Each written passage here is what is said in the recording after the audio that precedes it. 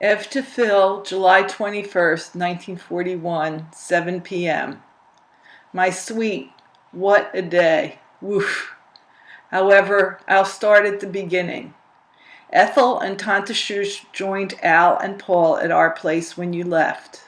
They kept Mom and me company until 9:30. After they had gone, I started on my second letter. This took me until 11:15. Then I retired. This place was like a hotel all night, what with people coming in at all hours.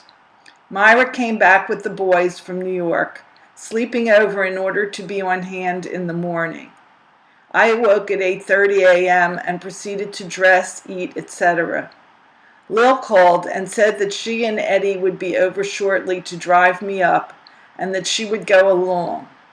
As I had already asked Mrs. Greitzer to go along, Mom and I decided it, page 2, would be better to leave Myra out, which we did.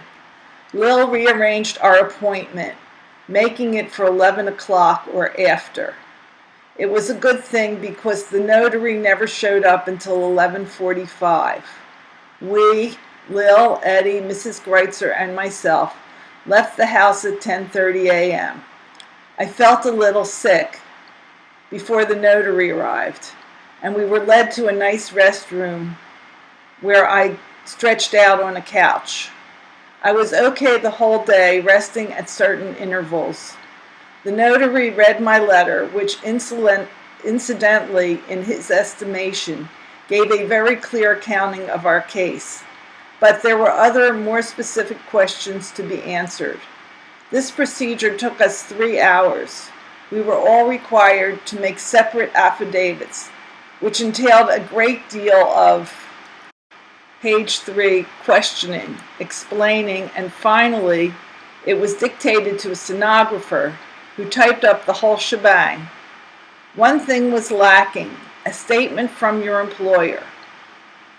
We left the Red Cross headquarters at 2:45 and walked 1 block to Broad and Wallace, stopping in at Linton's to have lunch. After lunch, I called your boss and learned that the investigator had already written to and received a letter from the personnel manager of the Sharp and Dome Corporation. The investigator had also called Harry's employer. He makes $17, not $16, as I swore. In the affidavit, the fact that your boss expressed a great, page 4, desire to have you return to your old job was a very, very important factor. All in all, my affidavit contained every possible excuse necessary for your discharge. And if that's not sufficient, well, God only knows what else one needs to obtain a discharge from the Army. It states that I am still and will be for some time to come under a doctor's care, which is true. Lil called Dr. Rosenzweig and he wants a sample of my urine. He also advised her further about my needs and so forth. When we left Linton's, I walked across the street and caught Mark's attention. He was more than surprised to see me. In fact, I had the whole printing department on its ear. Eddie picked us, page 5, up and took Lil and myself to Lil's apartment. Mrs. Greitzer had lunch with us and then went home. I rested at Lil's place from 3:15 until 4, at which time Lil and I, accompanied by Eddie, returned to the Red Cross to sign the typed affidavits. Mrs. Greitzer will go in tomorrow to sign her affidavit. It was necessary for her to return home as she had various duties to perform. We returned home at 5, all tuckered out. Lil and Eddie left immediately.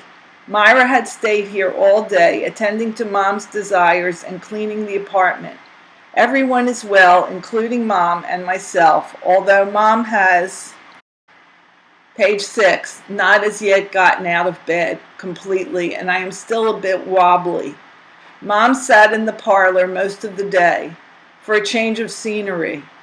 Jack and Harry both have beautiful tans, even Myra. Everything that possibly could be done for your discharge has been done. so it is now only a matter of time. Keep your fingers crossed, and above all, be a good boy, and perhaps you will have the good fortune we have prayed for. I love you, dearest. I called my mom and put her at ease. I hope I have done the same for you, sweet. Now I think it's time to ask, how are you? Don't worry, there's nothing to worry about. So long, Ev.